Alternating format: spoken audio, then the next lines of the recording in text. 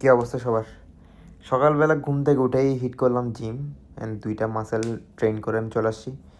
And বাসায় আসতে না আসতেই একটা উবার ইটস অর্ডার চলে আসছে, যার কারণে আমার গিয়ে অর্ডারটা পিক করে দেন ডেলিভারি করা লাগছে।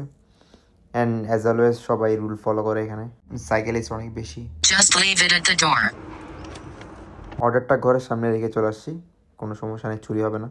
দেন ঘরে এসে একটু পেজের কাজ করলাম, দেন রেডি হয়ে চলে গেছি নামাজে। আজকে যেহেতু ফ্রাইডে, তো আমার ফ্রেন্ডের সাথেই যাওয়া হয়। তো ওর সাইকেল নষ্ট যাওয়ার কারণে আমাকে একটু ওকে ঠেলে নিয়ে যাওয়া লাগছে। অ্যান্ড এইসব গাড়ি দেখে দেখে আমার জীবন যায় এখানে বিদেশে। এটা আমাদের পাকিস্তানি মসজিদ, খুবই ভালো, নামাজ কালাম ও নিয়ম সব ঠিকঠাক আছে।